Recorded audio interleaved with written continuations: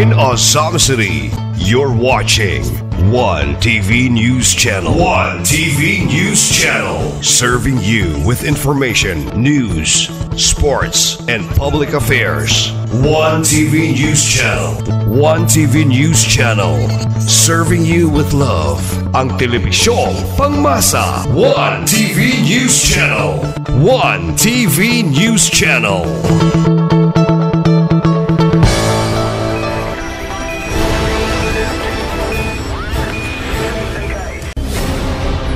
One TV special report.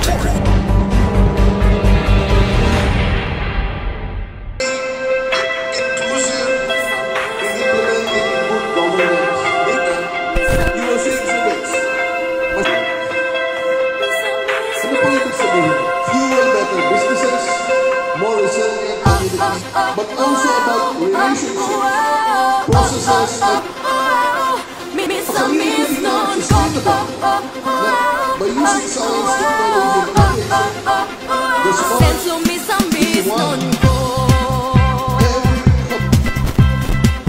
first, to promote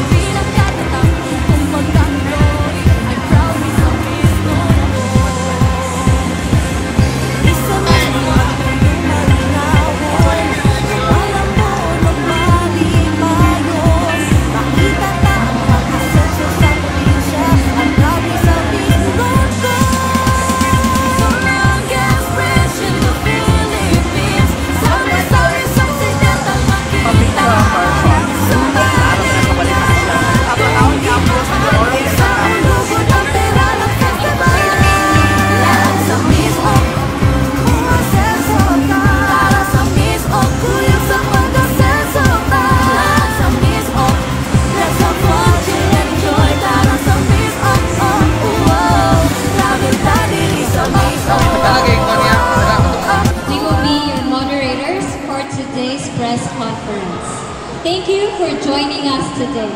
We welcome our resource persons, media friends, and everyone gathered here to our press conference for the Regional Science, Technology, and Innovation Week 2025. The RSTW 2025, organized by the Department of Science and Technology Northern Mindanao, brings science and technology closer to communities by showcasing practical innovations that support local growth. This event is a great platform to showcase the latest in science, technology, and innovation and how they can be harnessed to improve our communities. Before we proceed, we would like to introduce our distinguished resource persons who will share their perspectives today. First, we have the Secretary of the Department of Science and Technology, Dr. Renato U. Solidum Jr. Next, we'll hear from Attorney Henry S. Waminal, Governor of Misamis Occidental. Joining us also is Engineer Sancho A. Mabora, Undersecretary for Regional Operations of the Department of Science and Technology. We also welcome Honorable Lemuel Merrick M. Acosta, Mayor of Azam City, along with Dr. Diana L. Ignacio, Assistant Secretary for Admin and Legal Affairs.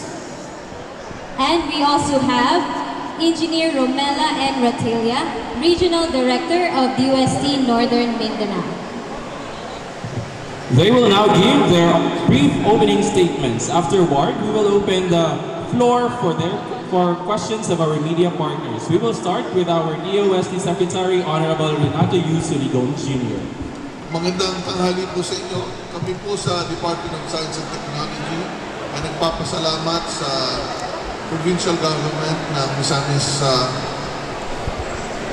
Occidental and of course Oroquieta City sa pag-organisa nitong Regional Science, Technology, and Innovation Week sa Region 10 kasama ang Department of Science and Technology. At gusto namin maipamahagi sa ating mga kababayan sa Oroqueta at sa probinsya na ang siyensya, teknolohiya at inobasyon ay para sa lahat ng ating kababayan, sa local government, sa mga micro, small and medium enterprises, sa mga eskwelahan, high school, elementary hanggang kolehiyo, at syempre kahit sino na pag ginamit po natin ang siyensya, teknolohiya at inobasyon, may mga solusyon po sa mga problemang tinitingnan natin. At ito pong science, technology, and innovation ay makakatulong talaga sa pagbabago sa buhay natin magbabayan at siyempre sa governance, sa pagpapaayos ng ating pamumuno para matulungan ang ating magbabayan dito sa probinsya at sa siyudad ng Oroqueta. Maraming salamat. We would also like to hear a brief opening statement from Attorney Henry S. Waminal, Governor of Misamis Occidental.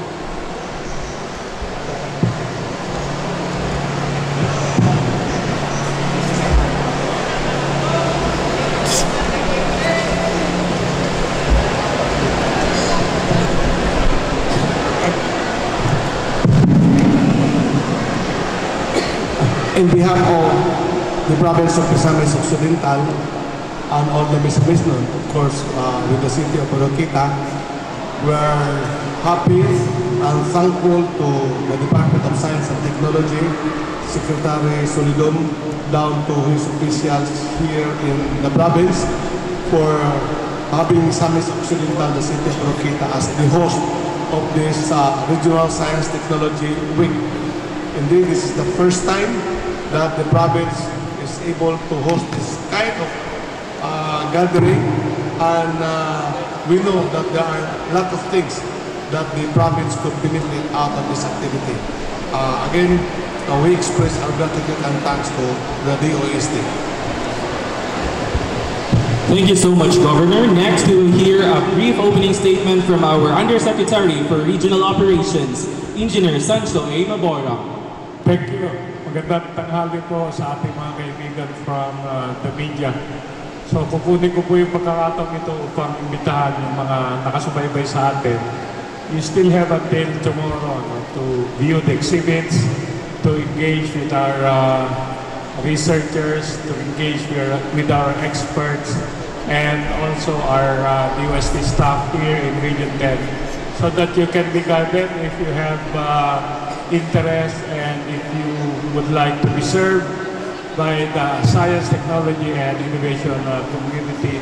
Feel free to get in touch with us through our regional director and the provincial office here in Misamis Occidental. So, maraming salamat po sa ating mga taga-media. Importante yung ginagampanan para palaganapin po natin ang mga magagandang proyekto, programa at kwento na hatid sa inyo ng Department of Science and Technology. Salamat. We also welcome Honorable Limuel Mary M. Acosta, Mayor of Misamis City. Maayong udto sa tanan, Oroqueta City. Oroqueta City, may apologies. Maayong udto sa tanan, malipayon kayo ang atong pagagamhalang lokal to have partnered with DOST and the provincial government headed by Governor Henry for sponsoring or being able to host such a wonderful event in the regional level wherein mabati sa ato ang mga yanong katawhan dinhi sa Dakbayan o sa Misamis Occidental nga ang siyensya di ay praktikal, pwede nato magamit sa praktikal nga aplikasyon sa ato ang mga normal nga panginabuhian. No? So this activity would definitely be another feather on the hat of Misamis Occidental and Oroqueta City for bringing in the true meaning of science, technology, and innovation as part of the normal lives of every Misamisno. So again, thank you very much to DOST for making this happen, to Governor Henry for all the support, and Secretary Solidum for visiting our city. We would also like to hear a brief opening statement from Dr. Diana L. Ignacio, Assistant Secretary for Admin and Legal Affairs. Mayong hapon sa tanan. Good afternoon, everyone. Thank you for being here, and of course, maraming salamat sa LGU Oroqueta and LGU Misamis Occidental, thank you for hosting this and for really embracing science, technology, and innovation here in your province. So I hope I will see you later this afternoon sa ating session on setup, and also I'm here to empower our MSMEs, women entrepreneurs, na sana mas dumami pa ang kababaihan sa ating setup. Of course, nag-increase na siya over the years, so I'm glad that we were able to empower women entrepreneurs in STI. Magandang hapon po. Thank you, Asek. And of course, a brief opening statement from our Regional Director of DOST Northern Mindanao, Engineer Romela and Ratilia. Thank you. Mayong hapon sa atong tanan. Ang Department of Science and Technology, the Province of Misamis Occidental, the City of Oroqueta, nagtinabangay, nag-collaborate aron nga ang mga technologies and innovations that are available from the Department of Science and Technology makita og inyong mabati, magamit ninyo sa inyong adlaw-adlaw nga panginabuhi aron mapaganda pa ang atong quality of life, mapaganda pa ang atong mga livelihoods. So, kaning mga innovation technologies nga naa dinhi gibuhat ni aron masulbad ang atong mga pang-adlaw-adlaw nga problema, labi na sa atong quality of life, promotion of quality of life, pati na ang disaster risk reduction and climate change, sustainability, promotion of fostering wealth creation and reinforcing wealth protection.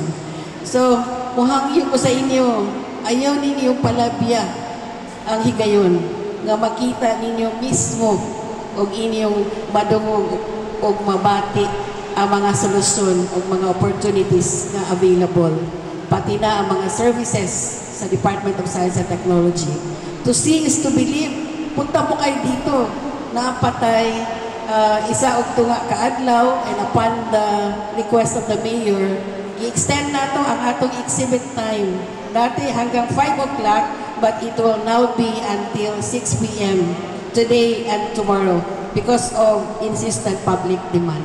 Magandang umaga, hapon po. Thank you to our esteemed resource persons.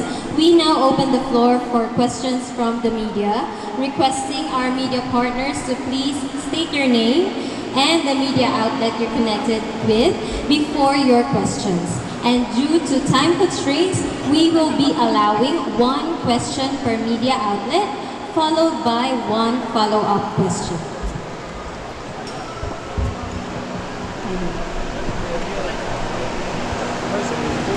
So we have Mark Francisco of Mindanao Daily. Good afternoon, ladies and gentlemen. My first question is for Secretary Soliditan. My follow-up question would be my second question for Governor Waminano. My question for Secretary is, how many innovation hubs have been established nationwide so far? And what do you think are the biggest achievements that came from these innovation hubs? Okay, first question is how many innovation hubs? Yes, sir. This afternoon's launching of the Misamis Occidental Innovation Hub will be the 65th. 65th. So we target 80 by the end of the year. What's your second question? Sorry. I'll reserve my second question for Governor Waminano. But follow up na po. For the 64 previous innovation hubs, ano po ang mga milestone achievements that came from these innovation hubs? Well, the first milestone is establishing the Innovation Hub because it's just new. We started it this year, and essentially the challenge would be to set up, to find a space and to put up both furniture and equipment. So that's the first milestone, is to set up the Innovation Hub.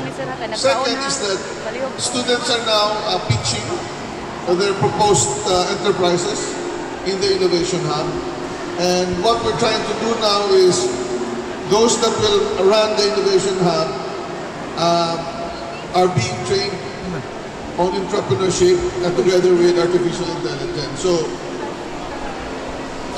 we are popularizing the Innovation Hub because we need business people like members of the local Chamber of Commerce and Industry, the university, and even the academe in the operations of the Innovation Hub.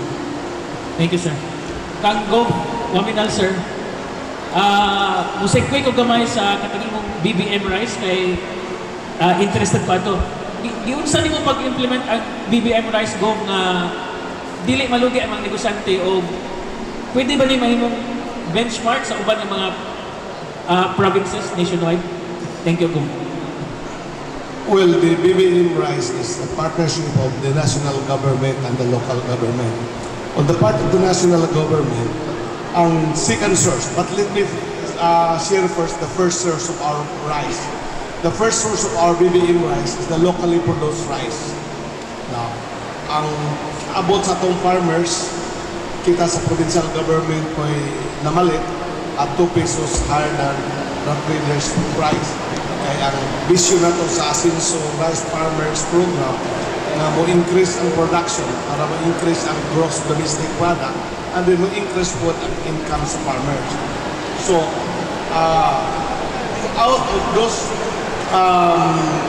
palay nga atong napalit sa farmers, ato nang gi-milk kaya na ang probinsya karon na may duha ka rice processing facility. One for District 1 located here in Oroquita City and one is in District 2 located in the city of Tagum. And then, muni ang atong gipamaligya o 20 pesos per kilo. No. So, di ta maghisgot og lugi, but maghisgot ta og benefits sa mga katawhan. After all, ang gigamit nato nga kapital, iya man sa mga katawhan kay out of the taxes from the people. Now, kung kulang, like in the last harvest, nagkulang man yun ang atong ang abot dire, so, di-augment na ni sa P20 rice gikan sa national government. Ang atong source na mo, ang Food Terminal Incorporated, partner with the NFA, National Food Authority. Ang presyo na is 33 pesos per kilo. But we are only paying 26 pesos and 50 centavos. Kaya ang 650 gi-subsidize sa national government. No? So, counterpart sa national government ng Presidente Bongbong, and then the 6 pesos and 50 centavos na ikahimong presyo mo gi-subsidize sa local government. Ibahin po na mo sa munisipyo, syudad, kung asa ang maong kadiwa. So, kung sa 650, 3 pesos and 50 centavos, mo gibayaran sa municipal and local government, ilang i-subsidize, ang 3 pesos sa provincial government. So, munang 20 pesos na ang atong pamaligya. So, that is how we go with our BBM rice in the province of Misamis Occidental. Thank you. Thank you so much, Mindanao Daily, and also to our resource person. Now, we will acknowledge the question from the Misamis News Hub.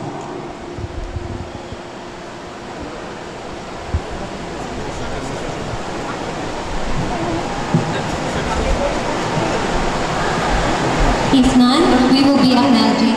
Okay. Good morning. Thank you, sir. Alexander Nilo from Misamis News Hub. Sir Renato, good morning.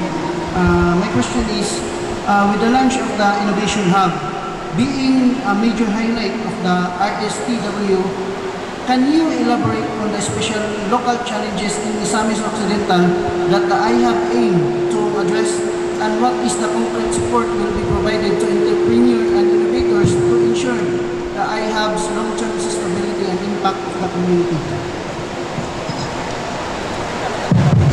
Misamis Occidental being an agricultural province, I think would have many opportunities doing production and even value addition of their agricultural commodities. But any opportunity where people, students can create enterprises so that jobs will be created, will be entertained. And to do this, we have already set up an AI chatbot so that students and other people who go to our Innovation Hub would know if their ideas are very novel or new, or if there were already similar ideas and projects implemented in other areas. It does not mean that they will have to stop their idea, but because sometimes they can get further ideas on how to further improve the ideas implemented in other areas so that they can be used here. So any idea can be entertained. The support would be one. If this can be converted into research, we can link the person with other researchers within the DOC system or the existing universities where we have collaborative research. If they're a business group, and if we have business incubations here in the region, we have business incubation hubs in other areas. We need to establish one in this province. We can link them to the technology business incubation hub so that their business can really start to grow or get a foothold. If they're an existing enterprise and they need productivity improvement, we can fund them through the Small Enterprise Technology Upgrading Program. And if there are other possible opportunities of funding, we can relate this to other DOST agencies. But typically, we expect that groups, especially from the student sector, would just have very good ideas, but they don't have any funding yet or they have not started. So then, we can invest in them through either the local government or other business people.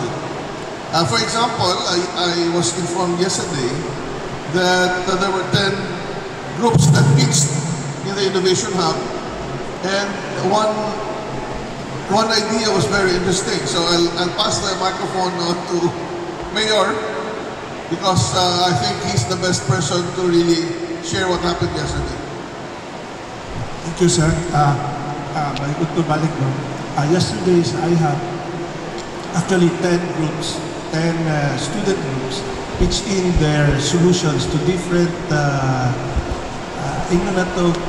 challenges within the community. And among them was the issuance of barangay certificate or certification na pwedeng magamit nato sa app.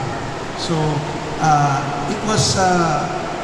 it's not a new idea, but it was very practical because as a local government unit official, all assistance requires barangay certification. Certification in the sense na parang hibalaan na to that they are native to the locality. Because local government units have only so much as far as resources are concerned. So, kung naana, regardless of kay ang problema karon, wato sa barangay hall, wala ang secretary, dili ma-isyuhan. Wala ang kapitan, dili ma-isyuhan.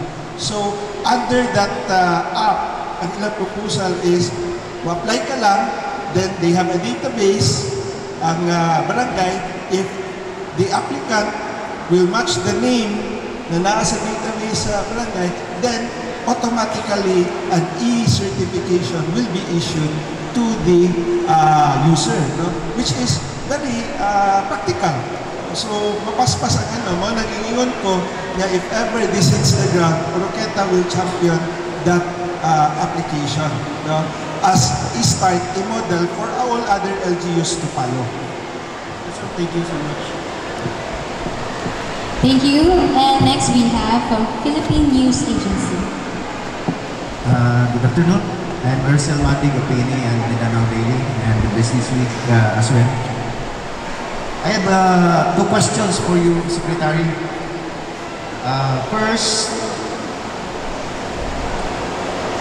how does DOST technology on disasters such as earthquake and seismic movement contributes on the recent earthquake in Cebu to name the Hazard Hunter PH, Project Omega mobile app, GeoRisk Philippines, initiatives REDAS, and how does it work? Okay, you know that currently earthquakes cannot be predicted as to where exactly, when exactly this would occur. As to where, we know which areas have active faults that have the potential of moving. But so madali-dali yun kasi nagmamapa tayo ng mga faults. No? Second, exactly when we do studies to determine how often a specific fault will move. Now, for the Hazard Hunter, it will be able to show you where the active faults are so that you don't build on top of it. It can also tell you if an earthquake happens, what hazards will occur in a specific area, like landslide, or liquefaction, or possible tsunami.